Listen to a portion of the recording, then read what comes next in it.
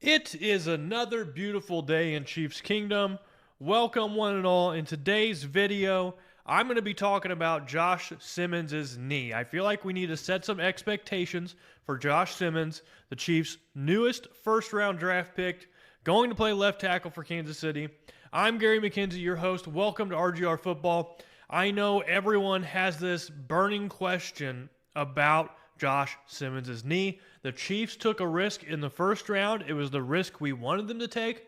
But now that we've got him in-house, I want everyone to have very clear expectations both on what the history is behind this injury that Josh Simmons sustained, and then what the likelihood is that he will have a successful NFL career. So the first thing I want to talk about is Josh Simmons' injury in general. He tore his patellar tendon in a game for Ohio State in October of 2024. This is one of, if not the worst, injury a player can sustain if they're playing football. The return for players back to the field of play following a patellar tendon rupture or a quadricep rupture is about 56.8%. That puts it in the range of one of the three worst injuries a player can sustain if they're playing football. The other two are the Achilles tendon at 57% return to play rate, and then the ACL injury at 55.8% return to play rate. The median time to return for a patellar tendon rupture is about 11.3 months. Now, Andy Reid said in his last interview that it might take 6 months before Josh Simmons is ready to play again, kind of hinting that maybe he'll be ready for training camp or ready for OTAs. I do not think that's going to be the case. I think it's in the Chiefs' best interest to take their time with this injury, and we'll explain more about that in a little while. But of the players to get this injury, only about 21.4% of NFL players have returned to their pre-injury performance. Let me restate that. Only 21.4% of players have returned to their pre-injury performance after suffering a patellar tendon rupture.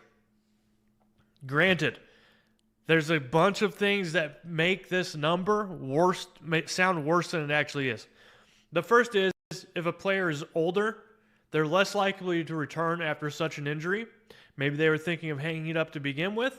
And secondly, the rate in which NFL players stay in the NFL before they are cut, the vast majority of them are cut within 2 or 3 years. So this 21.4% number might have some of that natural cutting of players baked in. So I don't want that number to scare you, but I also want you to be aware that it is very low.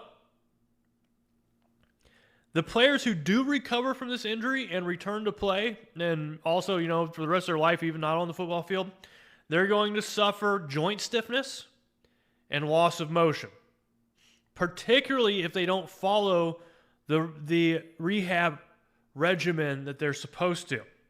There will be a potential for ongoing pain and weakness in the joint. And like I said, they have to have a perfect adherence to their recovery regimen to manage the scar tissue buildup, to focus on the strength of the leg after it has atrophied while it's healed. They have to work on mobility of the joint. And then in addition to that, you have to have the right mindset going into the recovery and the rehab of this injury, that you're going to fight through it and you're going to improve. So Josh Simmons has a lot that he has to prove to himself and to the rest of the NFL world, that he can come back from this injury, that he can adhere to his rehab regimen, and he can do the work. Simmons was operated on by a doctor by the name of Dr. Neil L. Atrachi, and he is a renowned sports surgeon, one of the best in the world.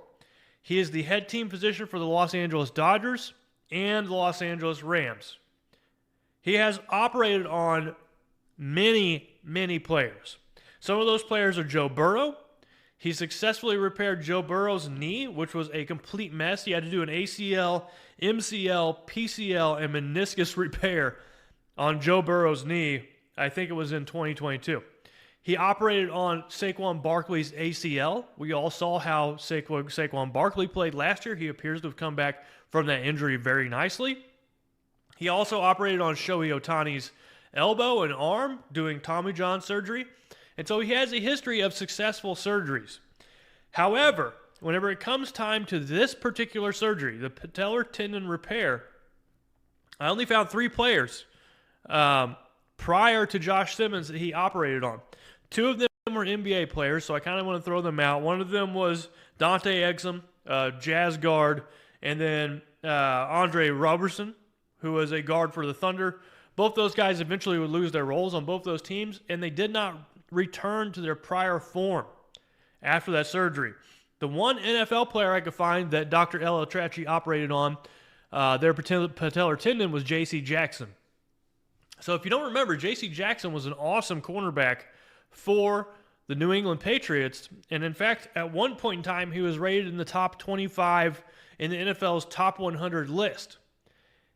He would go to rupture his patellar tendon, be traded or released from the Patriots. The Los Angeles Chargers picked him up, signed him to a very lucrative 3-year deal. He would go on to only play 7 of 22 games. He would have his coverage metrics crater. He posted career lows, or he allowed a career high passer rating. After that injury, he was eventually benched, then traded, and then released. So J.C. Jackson, cornerback for the Patriots, suffers his patellar tendon tear, goes and gets surgery done by Dr. Ella Tracy, never returns to his former self. I'm not trying to scare you about Josh Simmons' knee. I'm trying to just give you a history and more information about this injury so you can go into this with a kind of tempered expectations. So I've just told you all the bad news. But what about the good news? So the good news is that from everything I've heard, Josh Simmons' knee injury was a partial tear, not a full tear. Partial tears have a better history of recovery and better outcomes, especially with surgery. The other thing to note is that at the time of the injury, Simmons was 22 years old.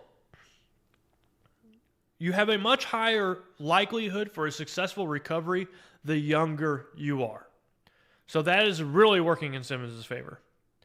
Another thing that's working in Simmons' favor is that the issue with his knee was identified very quickly, and the surgery was performed within the range of time that gives the best outcomes. So if you can't identify this injury or you can't identify the rupture, perhaps because of poor imaging or the doctors maybe think there's other problems with the knee, there's a chance of the ligaments becoming tight, losing some of their elasticity, and then your outcome of having a successful recovery becomes much lower. That did not happen. This was identified quickly, he had surgery quickly, and that leads to the opportunity for the best outcome for Simmons. Lastly, Rick Burkholder and the rest of the Chiefs staff gave the green light for the Chiefs to make this pick. Given all that information, the history of NFL players, the history of other athletes that have had this surgery, all these positive outcomes, these positive things that happen given the situation, I'm going to give Simmons his chance to return to his previous level of play, what we saw on tape at Ohio State. And don't get me wrong, the tape is amazing. He has some of the best left tackle tape that's out there. The chance for Simmons to return to that level of play, I'm putting it at 80%. So that 20% chance is why Simmons fell to number 31 overall, and it's why the Chiefs able to draft him. So I want everyone to go into this season regarding Josh Simmons with the expectation of there's about a 75% to 80% chance he's going to pan out. But the Chiefs need to be patient with him.